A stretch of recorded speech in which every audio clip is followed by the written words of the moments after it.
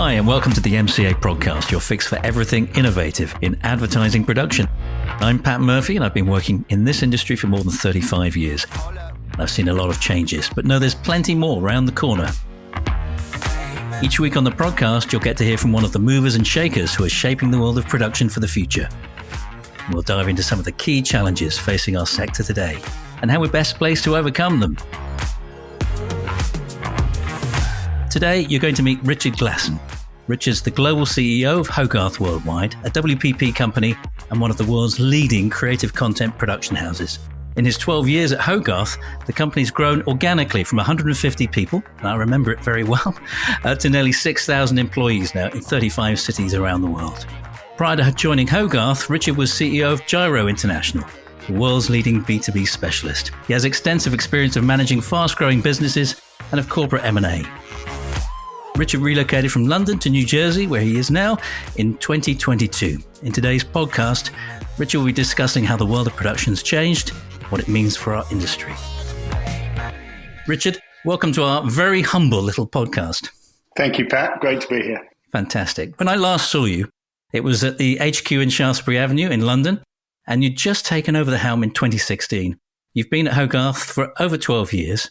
Previously, you were in finance roles. How was that finance background helped you in the creative industry that we work in, and what do you think is the key to longevity? I think there's a story behind my finance background, which I won't bore you with now, but fundamentally, I think that it laid a really strong foundation for understanding how businesses work. And I think I came in, because of my advanced years, I came into this business, I've been in advertising now for probably about 20 years, advertising and marketing for about 20 years, but I'd had quite a varied career before that point. And fundamentally, I believe that business has got certain drivers, which a strong commercial background and a strong sense of what makes businesses successful can port from one industry to another. But having landed in marketing and advertising, I just loved it as a industry. I can't imagine myself ever leaving. And as you mentioned in the preamble, I was previously running a B2B agency, and so the world of production was related to that, but had never been a specialist background of mine. And having landed in this world by some degree of serendipity, some degree of accident, I just find it's an absolutely fascinating part of the business, fascinating part of the industry, and as you know, one that is rife with change, rife with innovation, rife with disruption. And I found myself in the heart of a business which was one of those disruptive forces. So never looked back, really. And you've been through that whole last few years of pandemic. How has that changed the way that Hogarth operates? If somebody had said to me at the start of that whole COVID experience that our, whatever it was at the time, 4,500 people were going to all have to work from home, that we were going to be working entirely remotely for 6 months, 9 months, a year, that we were going to see the shutdown of the travel industry globally, we're going to see the shutdown of the high street globally for all of that period. I guess I'd have thought that we'd be bust at the end of that, because it seems inconceivable that not just our industry, but that the world can keep on going through those periods of incredible upheaval. I think what we learned was A, the huge resilience of the business. B, I think we were more advanced than we thought we were. I think we thought that we had to come in and work from our studio operations, and that people were sort of tied to the Macs and the desks that they came into every day, and clients needed their teams to be located in certain places in order to be able to work effectively with them. I was going to ask you about that, actually, because, a lot of what your teams do is using equipment. Yeah. They come in and they use kit, and they have to be trained on that stuff. And then all of a sudden they have to work from home. How did you get them to do that? Did you move the equipment to their houses? Did they work on different stuff? How was that to manage? It was different challenges in different parts of the world. I mean, fundamentally, what we did learn was that our tech and our IT systems were, if this had happened a decade earlier, then I'm not sure that the tech would have been able to cope with it. Actually, there was a huge amount of resilience built into our systems, and so everybody was able to remote into our server rooms, we were able to remote into our studios in the cloud, or able to remote into specific desktop machines and drive those from their bedroom or their living room or wherever they happen to be working. But I think that we did face different challenges in different parts of the world. So people who worked in the print part of our business, yes, we shipped equipment home to them, and we got that. If you look at our India operation, we've got substantial offshore operation in Chennai, and a lot of the people who worked there didn't have particularly high-end broadband if they had broadband at home. And so it was an absolute miracle to me that we got in touch with our tech providers in India, and they provisioned high-speed broadband to the home addresses of everybody that worked in our office within the space of a couple of weeks. I'm not sure we'd have got the same service in London or New York or anywhere else, but Tata pulled a miracle and got everyone provisioned there. So, and there were times where I would come into the offices in some of our major cities and walk around, and it looked like the whole place was being operated by ghosts, because you could see what was going on every single screen, but it's just the people actually driving them were elsewhere. But I think coming back to where you started that question, I don't think that the pandemic fundamentally changed the course of where our part of the industry is going. I think it acted as a huge accelerator. From our point of view as a business, I think, and again, I always couch this in very careful terms, because we all lived through a lot of the tragedy that came with the COVID pandemic. And so I don't ever mean to make light of it in any way at all. But for us as a business, long term, it will have turned out to be a good thing, because actually clients have learned that they don't need to sit in the same room as the people that are doing their work, that you can access talent all around the world, that you can join teams together in more effective ways, regardless of where they're sitting. When we look at areas like sustainability, when we look at areas like virtual production, that not everybody needs to be on location or on set in order to produce effective work. And there are many other trends and dynamics there, but all of these trends that we were, I guess, pushing to our clients, but where clients didn't necessarily, and agency partners didn't necessarily feel entirely receptive to that. Suddenly, if you like, the Band-Aid was ripped off all at once, and people were more willing to embrace the sort of innovation that we think is essential for the longevity of our part of their business. Now, you mentioned the word change. That's something that you call out. Indeed, I was looking at the Hogarth website, and you start with the phrase, the production game has changed. An expanse of channels, audiences, and expectations, seamless, personalized, always on. So is there one thing that has changed the dial, or has it just been a cascade of lots of different factors?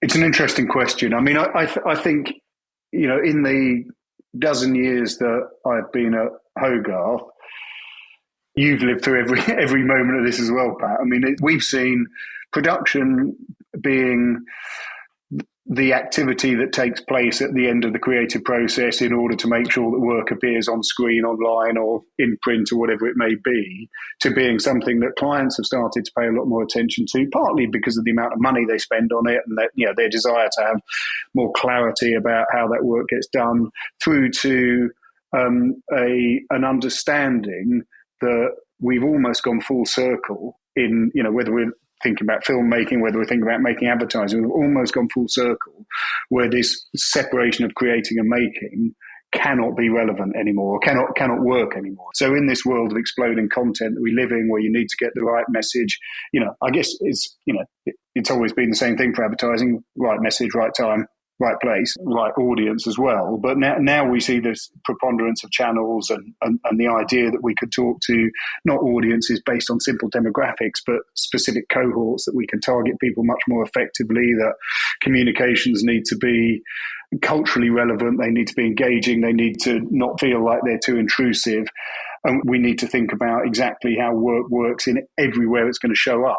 Then actually, I think if the making is the final part of the process, then a lot of the thinking is going to go to waste. So I think the fundamental shift in our world is that recoupling of creating and making, and that sense of end-to-end content, really thinking about where that work is going to appear at the point that it's originated, not just at the point that it is, if you like, adapted.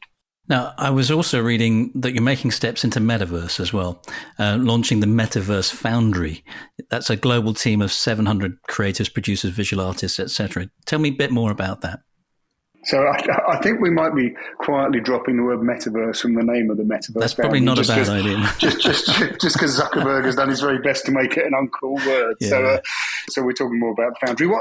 When we talk about the metaverse, we're really talking about four things. And we are very bullish about where these four things are going. And so really we're talking about the worlds of VR and AR, and we can talk a bit more about what that means, but AR isn't going anywhere. In fact, I think AR is going to be an entry point into a lot of what we might consider to be the next generation of the internet.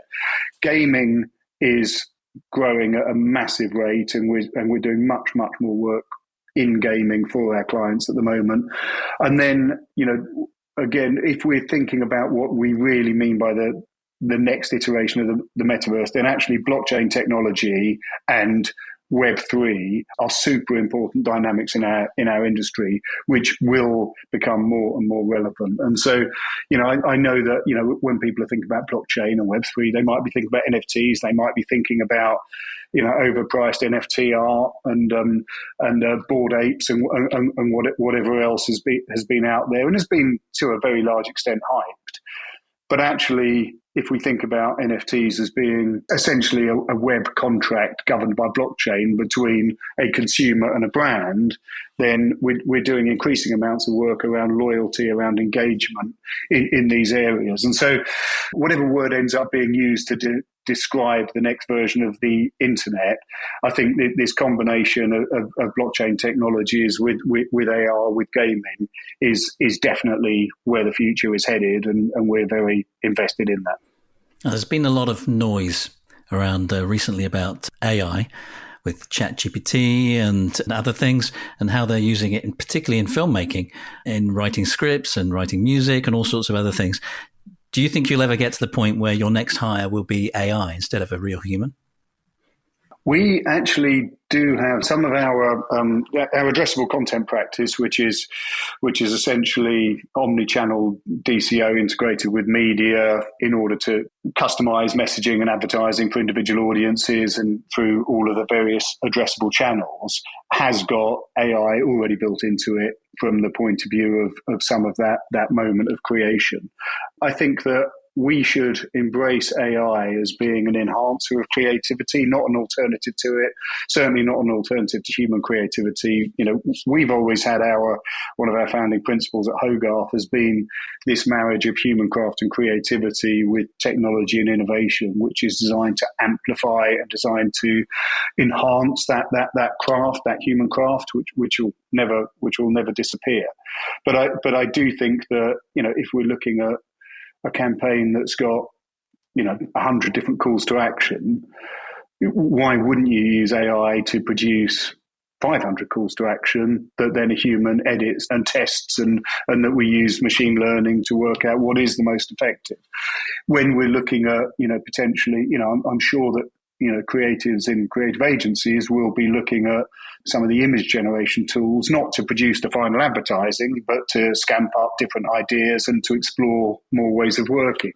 I would say the next stage of how we currently use technology, which is to take away manual, repetitive tasks which don't add a great deal of value to anybody's working day or to their output.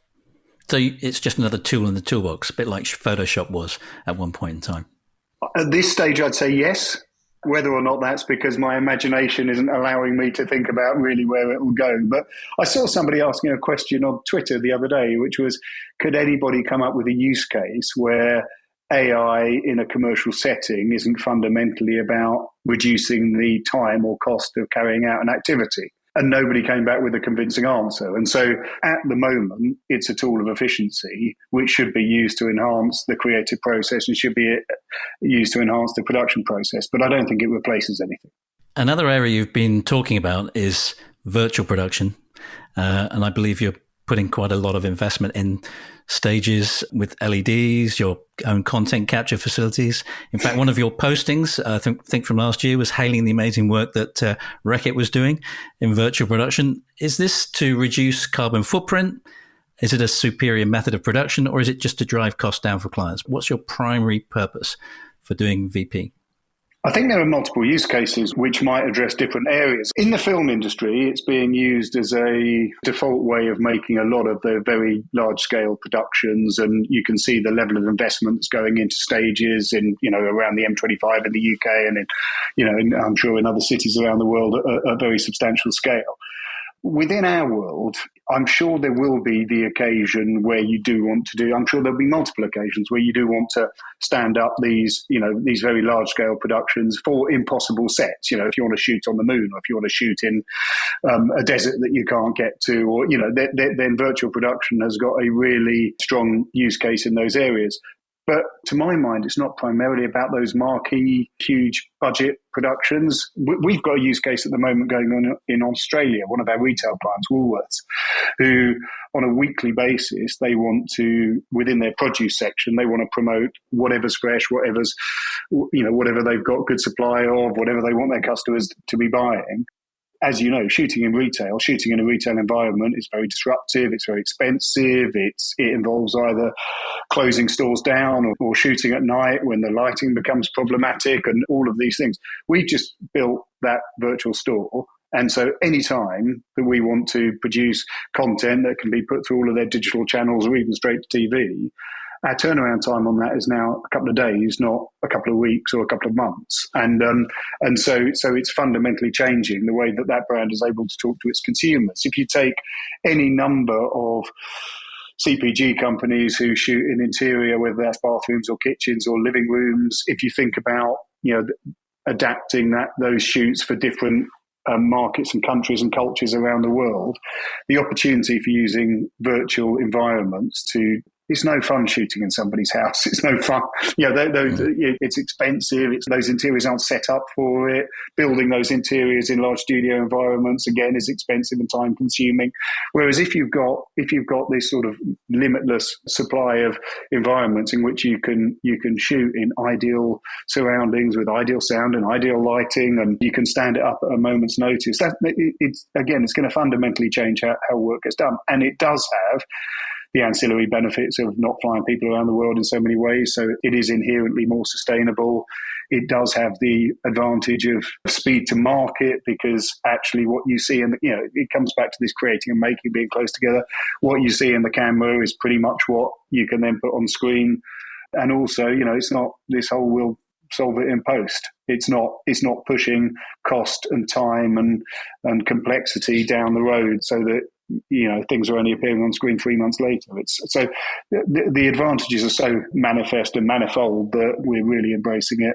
And as you say, we're investing in a lot more content capture facilities. We've got studios in most of our major locations around the world where we shoot. We can go straight into edit. We can go straight into deployment in a timescale that was inconceivable a few years ago. Now, virtual production, by the way, obviously with MCA, we're so focused on helping to be the curators of this stuff with our clients during the course of last year and this year. And there's just a massive difference in pre-production process when doing virtual production. Do you think agency teams are geared up for this yet or not? No, I don't. I mean, that's a huge sweeping generalization. And obviously, in any organization, in any industry, there are early adopters, there are people that embrace it. And so there are some very honorable exceptions. I think the current creative process still has too much about it, which is by the time it gets to thinking about how the work gets made, a lot of the decisions have been already set in stone. And so, as you know, in the world of production, all of us who work in production have always argued about the benefits of being involved much earlier in the creative cycle, not to have a sort of a vote or a point of view on what the creative output is, but to think about how we can use some of the innovations, some of the developments in the world of production to produce a better creative product, whatever that might mean, whether that's in terms of craft or whether that's in terms of using innovation to be able to, again, think about everywhere that work's going to be. And so I do think that there is an education job to be done, because at the moment I do think that there is too much where virtual production is being set up as, if you like, an alternative to shooting on location, whereas actually it's a much more disruptive technology than that. And it's much more controllable as well. So yes. You don't get into conversations about weather insurance or anything else. You can control the lighting as much as you want. So it can be dusk for 24 hours in a row. I see this technology as revolutionizing the world of advertising production over the next few years completely. Yes. And actually, it's not just about cost efficiency or even sustainability. It's about I think it's empowering creatives to be even more creative if they want to be. So that's my view. And you talked a little bit there about agency teams not being set up and ready to go with this stuff. There seems to be an ever increasing lack of great production expertise in ad agencies. Is the solution for you, Richard, to take on that role as part of your complete offering? Well, as you know, I mean, we were one of the pioneers and the big drivers of what might be described as the decoupling trend, where clients would have a creative partner, a media partner, and a production partner across the whole scope of their work, regionally or globally. And so we've always been advocates for production as a specialist operation, where we can look at the entire needs of a client and try to organise that in the best possible way to get the highest quality work, obviously with cost in mind, but also, thinking more about how we use innovation and, high craft wedded with technology to get the best results. So I could bang on about that, but I actually think we're moving in a slightly different direction at the moment, which is, again, it's this recoupling. I don't think that we should have creative done in one silo and then handed over to production to try and make it in the best possible way. I think some of our most effective work and some of our most effective client relationships are where we have that very strong integrated team, which includes some client team, it includes some agency team, it includes us, and it includes media team. And we're all trying to solve the same problem together. You've talked about a number of areas where we've made very substantial investments in these areas. Investments that, because we're a production specialist, we're always going to. But I think that hopefully that reduces some of the historic territorialism around these areas, because actually what we should all be doing is leaning into each other's strengths in order to put together the best possible solution for the clients. And we hear a lot about the trend for in-housing by clients. And yes, I think, there are a lot of clients who maybe feel that they've outsourced too much of their knowledge about their brand or too much of their relationship with their consumer and do want to bring some of that closer. But again, I don't believe that's going to replace the need for really great creative thinking from an agency or really strong production expertise and investment in the future from companies like us, or obviously the might of the media partner. So it is that integrated solution, I think, that has to be the way forward. No, I agree with you. And involving all of the people, all the various different stakeholders in the mix there, including further, as far upstream as the media teams, I think is absolutely the right way to go. How does a company like Hogarth, Richard, attract the best talent and keep them? Two different questions. I would say that if you'd asked me that question a number of years ago, honestly, to attract the best talent, whether that's the best people at looking after clients or whether that's people who are very interested in the way in which the craft of making things is changing, we might have struggled. We might have struggled against some of the creative agencies, some of the real discipline specialists.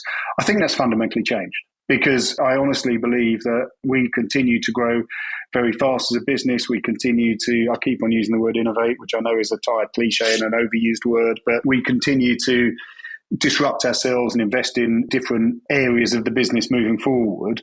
And so I think we're one of the fastest changing, one of the most exciting, definitely one of the fastest growing parts of the entire industry. And I think people see it as a much more exciting and stimulating and interesting place to come, one that will be very good for their careers than maybe they did when they thought of it as just production. But there's obviously a whole other cohort within our business. I think we've always found it easy, or we've always been able to attract the best craft talent, because people know that we're a specialist in what we do, and that the making of the work is what we really care about. And so we've been able to celebrate those people who are at the top of their craft as being the heroes of our organisation, not a service function to another part of the business as might happen in other agencies. So I think from that point of view, we've always been good. In terms of retaining people, there are a couple of different ways of answering that question, but we do measure the engagement that we have with our employees. We are very focused on how we make Hogarth the best place for people to come and develop their careers, the best place for people to be able to be their true selves and to enjoy the experience of work whilst developing their skills. And, I'm pleased to say that levels of engagement are at a point they've never been in the past. I don't know if this is a general trend, but certainly through the pandemic, we saw our levels of employee engagement increase dramatically, and our net promoter scores from our employees is going up and is at a record high at the moment. We invest a huge amount in training and development of people in the business. We believe that, it's incumbent on us. We've talked an awful lot about change in this conversation, and we don't want to change by, having people who sort of either age out or lose relevant skills in the industry. We want to continually develop people so that they are equipped to deal with the technologies of the future, to deal with the opportunities of the future, to have real longevity in their careers. So our level of internal training and development, I think, is off the scale, and that goes down very well with our employees. Values start from the very top of a business, and you're the CEO. So what are your key values? What do you obsess about, and what do you believe in, and how do you bring that to life at Hogarth? We do have our values codified. We have them laid out, and we very much live by them. I think what we have at Hogarth is a sense of belief, a sense that what we're doing, if you like, has some merit. We're here to try and promote a positive change in our industry. We believe we're a disruptive force. We've got this restless mindset. I think what people who join our company find is, to an extraordinary extent, everybody pulling in the same direction. And so not everything about the company is perfect. I'm sure there are people's experiences at the company that, there are areas that they would like to be improved. But what people do get is a real sense of common purpose. And so culturally, for me, an absolute absence of politics, a real sense of being a cohesive team, a sense that everybody gets the opportunity to contribute and succeed is at the heart of where we are. We talk a lot about very straightforward communications and being able to have these honest conversations. And one of our values is happy family. And that, I think, is a really important one, because we define it not in the sense of, it's not motherhood and apple pie, and it's not everybody needs to be smiling at all times. It's like in a family, you can have some pretty robust disagreements with people. You go through your good times and your bad times together, but you know that at the heart of it, you're always trying to do the right thing for each other. And I think that sense that we can, we encourage people to be able to really say what's on their mind, and to challenge, and to not just go with the consensus, but knowing that, at the end of the day, we'll all still be friends. And then you give them the P45, right? Fortunately, we're very much a growing company, so it's good. Yeah. No, we love the challenge, and we love people coming in who've got a strong point of view, and they know who they are. There are a few people in the business who every now and again they just say, can I have 45 minutes of your time? And we sit down and they tell me where I'm going wrong, where the company's going wrong, what we need to do differently, what we need to do better, and that's invaluable. That's absolutely invaluable. That's great that you embrace that. Now, I was looking at your LinkedIn profile just before you came on, and I noticed a couple of things on there, Sports Aid and TAS. Tell us a bit about that.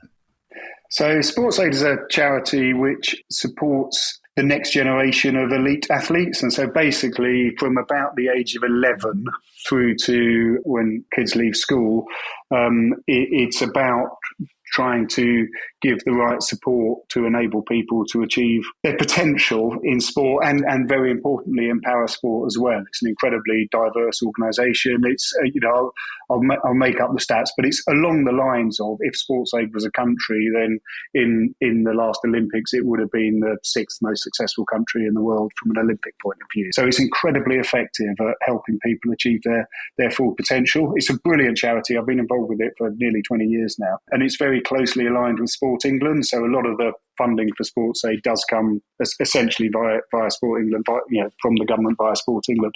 And one of the key initiatives within that is TAS, the Talented Athlete Scholarship Scheme, which basically picks up those talented athletes who've either been through the Sports Aid funding or haven't, but when they go to university. So we have partnerships with universities, and it's about, at that point, junior athletes aged sort of 18 to 21, hopefully graduating them into elite programs, either lottery funding or professional sport. And it's brilliant. It's such a fulfilling, rewarding thing to be part of.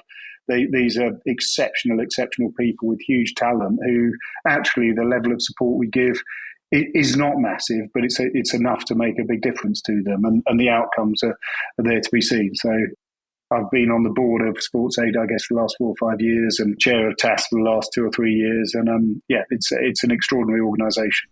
Now, before I let you go, Richard, it's become a staple on the podcast to talk about our guests' favourite ads of all time. I bet you got some cracking picks, but if you had to choose one of them, what would it be?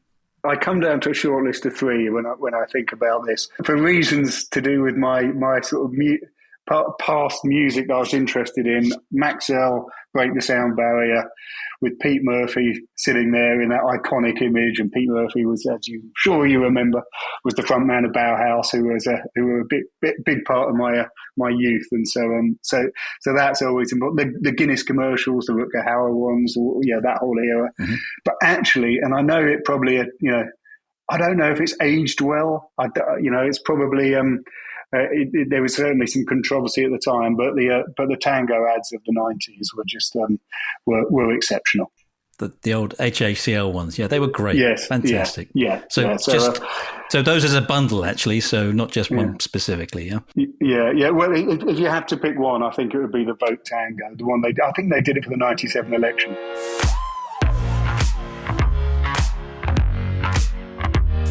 Fantastic. We'll put that on the podcast with notes and stuff so people can check it out as well. So I want to say a big thanks to you, Richard Glasson, for taking time to talk to me today. It's been a real insight on the future of production, the metaverse, AI, agency production, and everything else that's new in our industry. So thank you very much. And hopefully I'll catch up with you when I next visit you in New York. Look forward to seeing you over here. Thanks, Pat. To find out more about the MCA Prodcast, please head to theprodcast.com, where you'll find details on all my guests, links to the favourite ads, and full transcriptions of all the episodes.